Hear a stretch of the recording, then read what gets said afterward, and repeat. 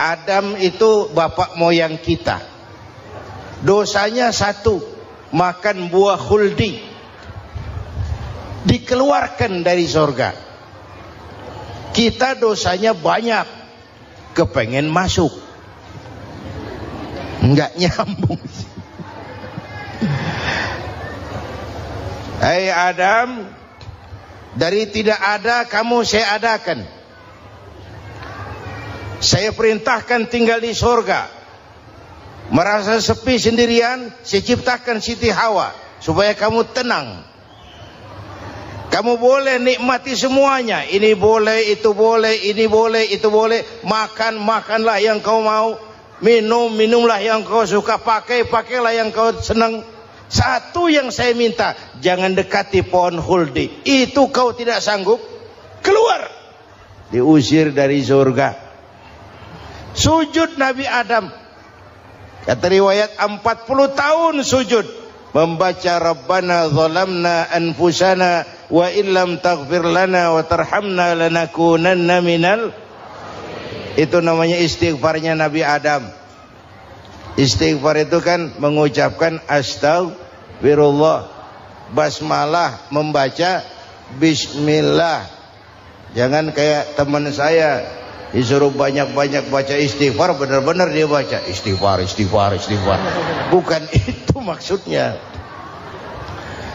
Nah, maka salah satu amalan yang sangat dianjurkan di bulan Muharram ini memperbanyak istighfar. Tidak ada orangnya yang tidak. Ayo jujur, ini yang kumpul di sini semua, ada nggak yang nggak punya dosa? Yang merasa nggak punya dosa, ayo ke depan. Ada? Tidak ada. Setiap kita, entah kecil entah besar, sengaja terlupa, pasti mempunyai yang namanya khilaf dan salah. Dan Allah Tuhan kita bukan Tuhan pendendam. Allah Tuhan kita Tuhan yang ramah dan rahmah. Hei manusia, dosamu banyak, tapi ampunanku lebih banyak. Salahmu besar, rahmatku jauh lebih besar. Kau sujud di hadapanku, aku bangga melihatnya. Kau menangis di hadapanku, aku senyum melihatmu. Kau berjalan menujuku, aku berlari menyambutmu. Karena itu amalan yang sangat dianjurkan di bulan Muharram ini memperbanyak istighfar. Itu kalau istighfarnya Nabi Adam. Ada istighfarnya Nabi Yunus. Ibu kenal Nabi Yunus? Di mana kenalannya? Sok tahu. Nabi Yunus itu ketika berdakwah kepada kaumnya yang bandel, memberikan peringatan, kalau kalian tidak mau beriman akan turun azab. Kapan Yunus? Akan. Kenapa mesti akan? Sekarang aja kalau mau, saya tungguin. Kurang ajar betul ini umat. Akhirnya Nabi Nuh menghindar dengan perhitungan, kalau azab tidak turun saya sudah jauh. Meragukan janji Tuhan. Lalu naik kapal, dinaiki oleh Yunus, kapal mogok. Dicari siapa biang keroknya ini. Diundi, ternyata Yunus. Sampai 3 kali diundi. Dibuanglah Yunus ke dasar laut. Ditelan oleh ikan nun atas perintah Allah. Telan itu Yunus, jangan pakai dikunyah, rusak urusan. Telan saja, simpan di perutmu. Dibawa oleh ikan nun ke dasar lautan. Itu yang oleh Quran dikatakan bertemulah 3 macam kegelapan. Zulumatun salas. Gelapnya tengah malam, gelapnya di dasar laut, gelapnya di dalam perut ikan. Itu namanya peteng. Mbahnya gelap. Di perut ikan itulah Nabi Nuh sadar akan kesalahannya, meragukan janji Allah, meragukan janji Allah. Ia sujud di dalam perut ikan itu, membaca la ilaha illa anta subhanaka inni kuntu. Itu istighfarnya Nabi Yunus. Dibacakan istighfar begitu, ikan sakit perut pak. Di dasar laut kemana mau cari apotik? Dia naik ke permukaan, memuntahkan isi perutnya. Nabi Yunus keluar dengan selamat. Itu pun terjadi pada hari ke-10 bulan Muharram. Istighfar intinya itu. Itu amalan utama bulan Muharram, memperbanyak istighfar. Allah selamatkan Nabi Nuh dari bahtera banjir yang luar biasa, 10 Muharram. Allah selamatkan Nabi Ibrahim dari pembakaran Raja Namruz, 10 Muharram. Setelah Nabi Ibrahim itu menghancurkan berhala-berhala, Abrahat pulang mau ibadah, lihat Tuhannya berantakan, marah besar. Siapa yang menghancurkan Tuhan-Tuhan kita ini? Ada yang lapor, kami lihat Ibrahim. Tangkap. Belum ada bukti, tangkap dulu yang penting. Bukti belakangan. Tangkap. Wah, dikerahkanlah aparat. Tangkap Nabi Ibrahim. Disidang langsung oleh Abrahat. Oleh Namruz maksud saya. Ibrahim, kau yang menghancurkan berhala-berhala kami ini, Tuhan-Tuhan kami. Siapa bilang? Ada yang lapor. Saya dengar enggak semua berhala itu hancur. Ada yang paling besar, angkat tangan, saya lihat ada kampak di tangannya. Barangkali yang besar itu iseng tuh, yang kecil-kecil dikampakin. Tanya aja sama dia. Kamu gila? Kenapa? Masa kami disuruh nanya berhala? Nggak bisa jawab. Nggak bisa jawab. Lah kenapa disembah? Lebih gila mana sih? Tahu nggak bisa jawab kenapa disembah? Kurang ajar kamu Ibrahim. Bakar, dibakar. Ketika Ibrahim dilempar ke kobaran api yang menggunung, Allah perintah api, ya naru kuni bardan wa salaman ala Ibrahim. Hai api, dinginlah sampean. Api Madura waktu itu, Pak. Hai api, dinginlah sampean, selamatkan Ibrahim. Api tunduk kepada perintah Allah. Ibrahim masuk ke kobaran api, selembar rambut pun tidak terbakar. Kenapa? Apinya tunduk kepada perintah Allah. Kenapa? Karena Ibrahim orang yang takut kepada Allah. Api tunduk kepada perintah Allah. Kalau kita baca ayat itu, masuk ke api, mateng. Sudah hadirin yang saya muliakan, oleh karena itu selamatnya Ibrahim dari pembakaran Raja Namruz itu pun pada 10 Muharram, Yaumul Asyura, hari ke-10 dari bulan Muharram. Imedia. Bapak Ibu hadirin hadirat yang saya cintai, sebagian kecil tentang Nabi Adam, Nabi Ibrahim dan Nabi Yunus, tapi saya belum menceritakan tentang Nabi Nuh tadi. Mengulang kaji. Nabi Nuh salah seorang rasul yang masuk ulul azmi, 5 besar. Karena memang perjuangannya menggambarkan satu usaha yang ulet dan luar biasa. Beliau diberi umur 950 tahun, lalu berdakwah selama 900 tahun, sore, pagi, siang, malam, dapat pengikut tidak lebih 80 orang. Rata-rata 10 tahun satu. Kalau saya minta berhenti aja jadi nabi, Pak. Ustadz mana masih mau buka pesantren? 10 tahun buka pesantren, yang nyantri cuma 1. Pedagang mana yang masih mau dagang? 10 tahun dagang, yang beli 1. Pimpinan partai mana yang masih mau kampanye? 10 tahun buka partai, yang nyoblos 1. Bangkrut. Umatnya bandel, kurang ajar, durjana, bajingan, tengik. Umatnya Nabi Nuh ini kalau diceramahi, telinganya ditutup dengan tangannya. Nabi Nuh akhirnya rekes. Tuhan, siang malam saya berdakwah kepada umat ini. Tiap kali saya sampaikan dakwahmu, mereka tutup telinganya dengan tangannya. Alergi dengar ceramah. Apa itu ceramah? Non-profit. Saudara-saudara, jadi mau kamu gimana, Nuh? Sudah Tuhan, habiskan saja orang kafir. Nanti kalau punya anak, anaknya pun kafir lagi. Lebih baik bapak moyangnya sikat habis. Biasanya kalau bapak kalong, anak kampret. Bapak nyolong, anak nyopet. Fotokopi gimana aslinya? Hampir habiskan saja. Itu mau kamu Nuh? Iya. Oke. Nanti aku turunkan banjir Nuh. Buat kapal. Dengan apa saya harus buat kapal Nuh? Ya dengan kayu, kata Tuhan. Kayunya dari mana Tuhan? Ya dari pohon Nuh. Pohonnya belum ada Tuhan. Ya tanam dulu Nuh. Bikin kapal kayunya nanam pohon. Apa artinya? Perjuangan perlu kesabaran. Sukses itu ada prosesnya. Nggak bisa simsalabim abracadabra lalu kita mau sukses. Semua ada prosesnya. Walaupun kenyataannya begitu. Sukses banyak bapaknya, gagal itu yatim. Kalau kita sukses banyak yang ngakuin. Yang baru ketemu pakai manggil encing. Ketemu baru. Tapi sukses banyak bapaknya. Gagal yatim, nggak ada yang mau ngakuin kalau kita gagal itu.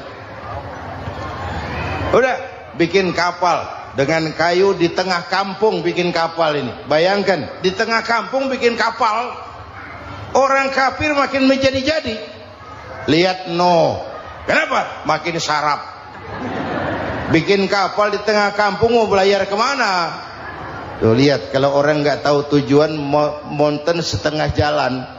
Proses yang dinilai bukan finalnya. Ya kayak gitu kesimpulannya. Saya enaknya sendiri. Bikin kapal. Kapal mendekati selesai. Ini orang kafir rame-rame datang ke kapal Nuh. Mau apa? Buang najis. Sakit perut berangkat ke kapal Nabi Nuh. Nongkrong. Dapat 2-3 tumpuk pulang. Lantai kapal dengan najis manusia. Inilah perjuangan. Bukan jalan raya lurus bertabur bunga di kanan kirinya. Banyak ondak dan duri, fitnah, caci maki, antipat, segala macam. Nuh. Ada orang tua dasar kafir, kurang ajar, sudah stroke berangkat juga ke kapal Nuh. Mau buang najis, pincang-pincang digotong orang. Selesai buang najis dia bangun mau pulang, pegangan tiang kapal terpeleset jatuh di atas tumpukan najis. Terjadi keajaiban, yang struknya sembuh, lumpuhnya hilang, berangkat digotong-gotong pulang jalan gagah sekali. Tapi orang kampungnya heran, ente sudah sembuh? Sudah. Berobat di mana? Kok begitu paten? Di kapal Nuh. Masih banyak.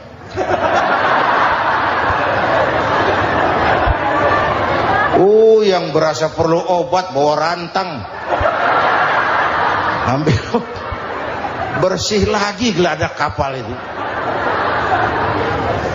Sudah selesai Nuh? Selesai.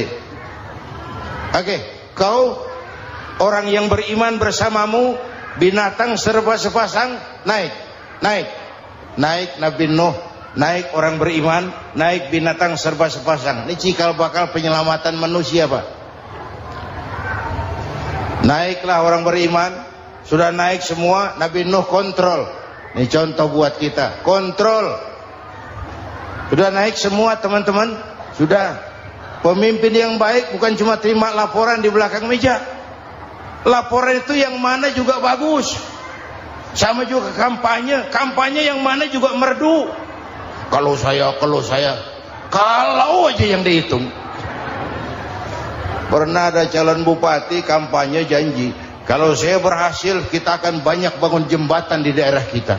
Rakyat tanya, Pak, nggak ada sungai di kampung kita, Pak. Dia bilang, sungainya kita bangun sekalian. Udah kadung janji. Mana pula orang mau bangun sungai ini. Saudara-saudara, kontrol. Jangan cuma tunggu laporan di belakang meja. Semua laporan bagus. Ya Bu? Bu?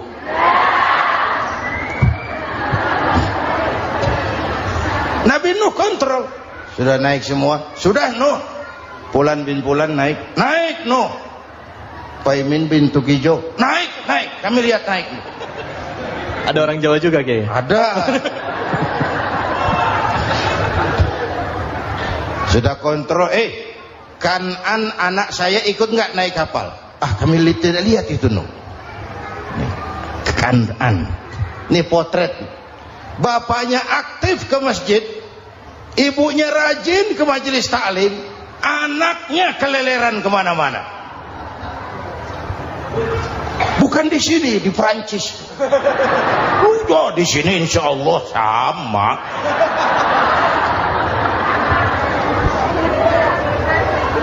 Nuh karena sayang anak, Nuh karena cinta anak, Nuh karena tanggung jawab anak, cari naik ke atas kapal.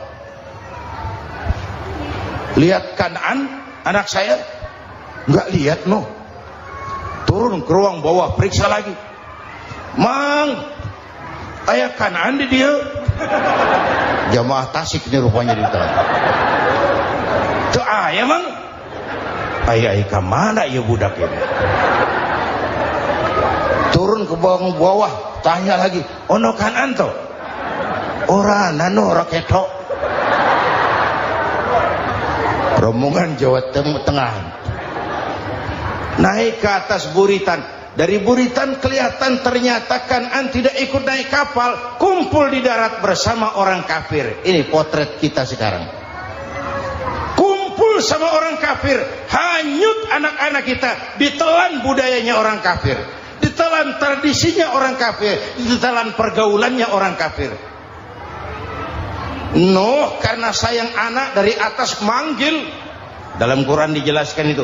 Karena Nabi Nuh di atas, Kanan di bawah, teriak, ya bunayyar kam ma'ana. Begitu dalam Quran ayatnya. Cuma ini pakai gaya memanggil supaya kelihatan kegambar, kira-kira Nuh manggilnya begitu. Ini namanya gaya dakwah, Pak. Kalau ceritanya datar nggak menarik. Maka Nuh memanggil Kanan, ya bunayyar kam ma'ana. Kata yang dengar, Ini gaya orang manggil, ya bunayyar kam ma'ana. Kanan kesini nak, naik kapal sama papi. Kata Kanan di bawah itu, enggak mau papi, John di sini saja. Kata Nuh, jangan nak, Allah sedang murka, akan turun banjir. Kalau datang banjir papi, sa'awi ila jabalin ya'simuni minal ma', saya akan naik ke gunung tinggi yang bisa menyelamatkan saya dari banjir. Kanan naik ke gunung, gunung dihantam banjir, Kanan mati sampai sekarang. Yang kelima, Nabi Musa, kisah Muharramnya ini. Lahir dalam kondisi yang sulit karena Fir'aun mimpi akan lahir seorang anak dari keturunan Bani Israel yang akan menghancurkan kerajaannya. Kata Fir'aun, sudah lahir belum anaknya? Belum. Kalau gitu mulai malam ini laki-laki dilarang bergaul sama istrinya. Semua perempuan hamil di bawah pengawasan negara. Mulai hari ini kalau lahir anak laki-laki terutama Bani Israel, penggal. Satpol PP disiapkan. Udah ada kayaknya. Ada. Patroli. Bayangkan, Fir'aun itu bikin undang-undang seenaknya sendiri. Apalagi merasa kekuasaannya dalam ancaman. Penguasa manapun kalau merasa dalam ancaman, panik. Padahal kekuasaan itu kayak harimau. Makin lama ditaiki, makin sulit turun. Kenapa? Karena macannya makin lapar. Naik terus capek, turun dimakan harimau. Serba sulit. Saudara-saudara, kalau kita mau belajar dari Pak Harto, saya melihat kekurangan Pak Harto cuma satu, terlambat berhenti.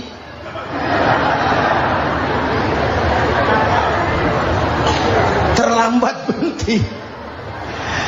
Di sekelilinginya banyak tukang-tukang jilat, tukang-tukang semir. Pak, kalau tidak ada bapak kami bagaimana, Pak? Saudara hadirin yang saya hormati, maka sering saya ingatkan, temanmu yang sejati adalah teman yang membuat kamu jadi benar, bukan teman yang selalu membenarkan kamu. Berapa banyak pejabat-pejabat hancur karena selalu dibenarkan oleh lingkungannya. Bapak benar, Pak. Bapak bijaksana, Pak. Itu tepat, Pak. Benar. Buang angin pun kata kelilingnya, oh Bapak sehat. Temanmu yang sejati, teman yang bikin kamu jadi benar, bukan teman yang selalu membenarkan kamu. Bapak Ibu hadirin yang saya hormati, tapi kehendak Allah terjadi. Lahirlah Musa. Bayinya dihanyutkan di sungai Nil. Bayi sudah menderita, dihanyutkan di sungai Nil. Dan akhirnya besar di lingkungan istana Fir'aun. Diriwayat oleh Ratu Aisyah, perempuan Fir'aun,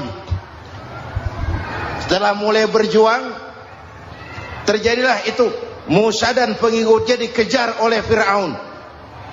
Sampai di tepi laut, Allah wahyukan Musa, lempar tongkatmu ke laut. Dalam kondisi darurat, mukjizat tiada jalan. Kondisi darurat. Kalau tidak, mukjizat itu maunya Allah, bukan maunya Nabi. Nabi nggak kuasa, Allah yang mau. Tapi hidup Nabi bukan mukjizat, manusiawi.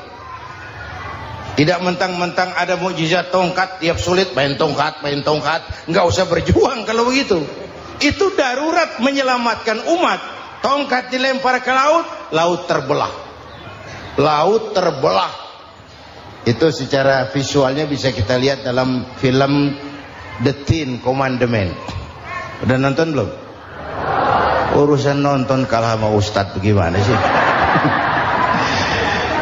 Ten Commandments, 10 firman Tuhan. Tekniknya bagus tuh. Bagaimana laut terbelah. Musa lewat, Fir'aun mengejar. Musa sampai di ujung sana, Fir'aun masih di sama tengah perjalanan. Laut nutup kembali. Laut menutup kembali, Fir'aun tenggelam. Cengap-cengap di lautan. Begitu nafas sampai di tenggorokan, Fir'aun sambil cengap-cengap itu, amantu bi Rabbi Musa wa Harun. Duh, kalau begini mah saya juga percaya sama Tuhannya Musa. Malaikat maut jengkel, goblok loh. Terlambat sekarang. Ditenggelamin terus. Modar. Musa selamat. Fir'aun mati. Jenazahnya, jasadnya terdampar di pinggir laut. Beberapa waktu kemudian ditemukan orang, dimumi, dibalsem, diawetkan. Itu sesuai janji Quran. Wa kadzalika nunajjika bi badanika litakuna liman khalfaka ayah. Kami selamatkan badan kamu agar jadi pelajaran bagi orang-orang sesudah kamu nanti. Janji Quran tepat. Janji itu 14 abad yang lalu. Jasad Fir'aun ditemukan, dimumi, diawetkan, dibalsem di bawah nama Pharao Ramses II. Sekarang tersimpan di Museum Negara di Mesir. Kapan-kapan nanti ibu main ke Mesir, mampir. Naik ojek paling berapa itu? Oh, orangnya tinggi, hidungnya mancung, pokoknya pantaslah jadi Fir'aun. Selamatnya Musa di kejaran Fir'aun di ujung sana itu terjadi pada hari ke-10 bulan Muharram, yang oleh orang Nasrani diperingati dengan hari raya Paskah. Mereka melaksanakan puasa, mensyukuri nikmat keselamatan dari kejaran Fir'aun.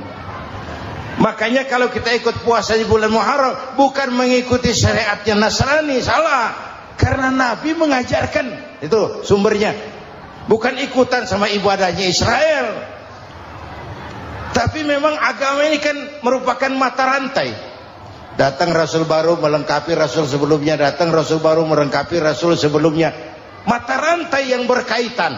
Setelah Muhammad selesai, selesailah tugas Nabi dan Rasul. Selesailah misi Nabi dan Rasul. Tidak ada Nabi lagi sesudah Nabi Muhammad. Itu harga mati, titik. Gak ada kompromi. Siapapun sekarang ini nggak datang ngaku jadi Nabi, wajib tidak percaya. Wajib tidak percaya. Tapi kaitannya memang kita bilang Nasrani, orang bahasa Arab, bahasa Ibraninya Nazaret, Nasiroh, Nazaret. Itu beda dialek.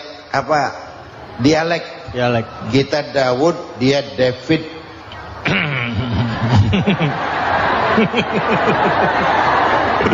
Ibrani. Kita Ali, dia Alek. Kita Sulaiman, dia Solomon. Kita Camat, dia Comot. Ini yang ngomong ini comot sembarang. Imedia. Bapak dan Ibu jamaah yang saya cintai, pertanyaan pertama, hijrah qalbiyah. Ada hijrah badaniyah, hijrah fisik yang dilakukan Nabi dan sahabat dari Mekah ke Madinah. Itu hijrah badaniyah. Ada hijrah qalbiyah, hijrah hati. Dan ini yang kita perlukan sekarang. Karena refleksinya akan membias kepada alur kehidupan. Kalau hati kita mau berhijrah, fisik akan ngikuti. Hijrah dari tempat, dari malas ibadah menjadi rajin ibadah. Hijrah dari maksiat kepada yang ma'ruf, dari berpecah belah menjadi bersatu. Hijrah seperti itu yang sangat kita perlukan. Apalagi masyarakat ini paternalistik. Kita harus hijrah mental sekarang ini. Maka yang disampaikan tadi benar. Seorang ketua MK siap mengundurkan diri kalau terbukti anak buahnya terlibat suap. Itu walaupun siap, tapi sudah angin segar buat rakyat. Bahwa masih ada banyak insya Allah pejabat kita yang punya harga diri. Walaupun ada juga pejabat kita yang muka tembok, kulit badak, kuping kebo. Muka tembok, kulit badak, kuping kebo.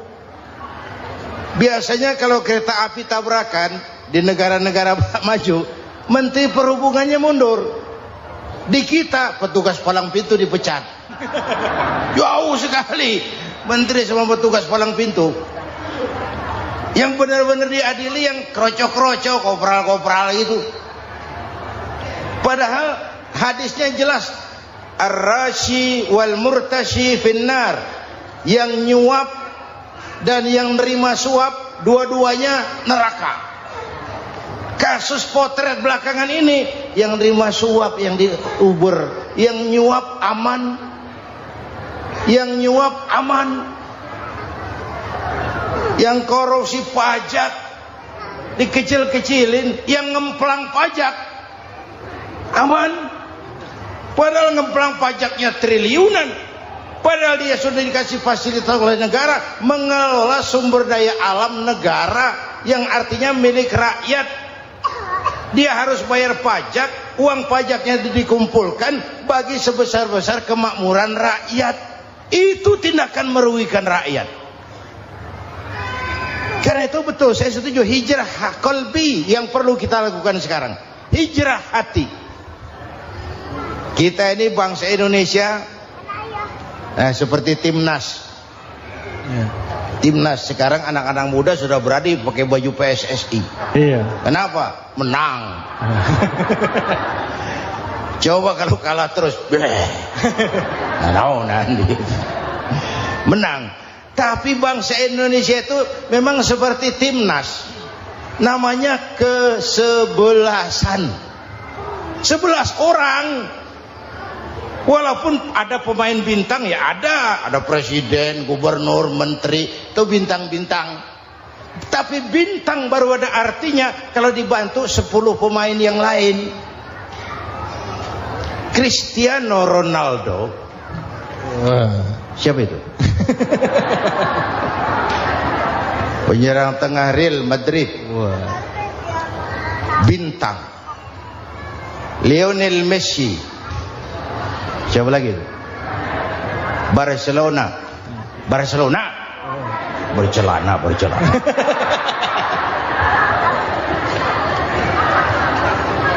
Michael Rooney. Bintang Manchester United. Ronaldo baru bintang, Messi baru bintang kalau ada 10 pemain yang lain. Bagaimanapun hebatnya Cristiano Ronaldo, kalau sendirian lawan satu kesebelasan, babak belur. Itulah kita, bangsa Indonesia. Kita satu kesebelasan, harus saling memperkuat. Subhanallah, sangat luar biasa tausiah yang sudah disampaikan oleh guru kita Al-Maghfurullah Kiai Haji Zainuddin MZ. Sahabat beriman yang dimuliakan Allah, tetaplah di channel ini karena kajian ini belum selesai dan masih banyak lagi hal-hal menarik yang akan disampaikan oleh beliau. Maka dari itu, mari kita lanjutkan kembali. Selamat mendengarkan. Ada bangsa kita ini yang jadi jaksa, ada yang jadi hakim, ada yang jadi polisi. Itu posisi penyerang tengah, kiri luar, kanan dalam, back, striker, kiper, posisi. Tapi sadar, kita satu kesebelasan, Bung. Jangan bikin gol ke gawang sendiri. Kalau punya bola bagus, operan dong sama temannya. Yang bisa menciptakan gol, operan. Ada yang jadi pengusaha besar, bagus boleh. Punya untung besar, operan. Kasih masjid, kasih pesantren, operan. Ini kesebelasan kita kalau punya bola, pelitnya setengah mati, Pak. Nggak mau ngoper. Bawa sendiri, mending bikin gol. Enggak.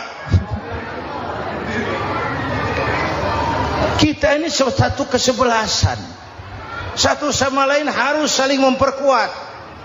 Bahwa ada penyerang tengah, itu si posisi. Tapi kalau memang peluang memungkinkan, ayo dong operan. Saya iri sama kesebelasan Nasrani di Indonesia. Mereka kalau punya bola, operannya cakep. Gereja cepat selesai, rumah sakit Kristen cepat selesai. Kenapa? Operannya bagus. Kita ini kalau punya bola bawa sendiri, nggak mau ngoper. Maka masjid nggak selesai-selesai, madrasah banyak yang bocor, rumah sakit Islam kalah bersaing. Kenapa? Operannya berat. Ayo menyadari, kita ini timnas, satu kesebelasan.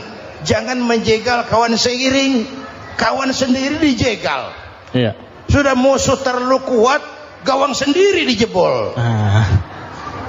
Akhirnya terbalik kita ini. Ujian terberat telah diberikan Allah kepada para anbiya, kemudian para aulia, kemudian para ulama. Summal amsal fal amsal, ke bawah dan ke bawah, diuji setiap orang menurut kekuatannya berpegang kepada agama. Kalau karena anak Melayu bilang, kalau takut dengan ombak, jangan berumah di tepi pantai. Kalau takut diterjang ombak, jangan berumah di tepi pantai.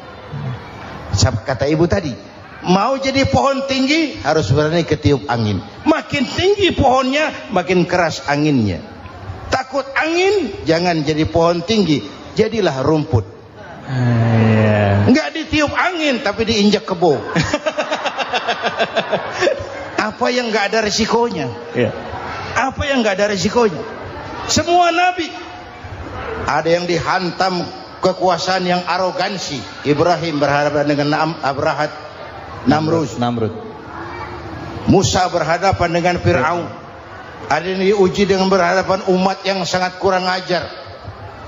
Ada yang diuji dengan gosip yang dahsyat. Nabi Yusuf digosipi sama Zulaikha itu. Nabi Yusuf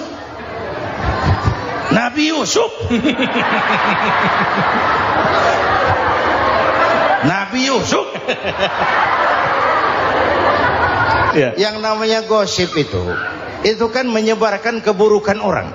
Kalau benar saja hukumnya ghibah. Kalau salah hukumnya fitnah. Fitnah lebih bahaya dari pembunuhan. Benarnya ghibah, salahnya fitnah. Saudara hadirin yang saya hormati, jadi resiko itu biasa. Tidak ada yang tanpa resiko. Kalau takut ombak, jangan berumah di tepi pantai. Tinggal bagaimana kita menyikapinya. Kalau kita dewasa, ini bagian ibadah saya kurang, mungkin karena dia omongin orang, tambah pahala saya. Mungkin karena dia omongin orang, tambah pahala saya. Maka saya ngadepi gosip sepatah pun saya nggak ngomong. Saya cicing, cicing. Saya percaya masyarakat itu punya filter. Amin. Saya percaya Tuhan itu nggak tidur.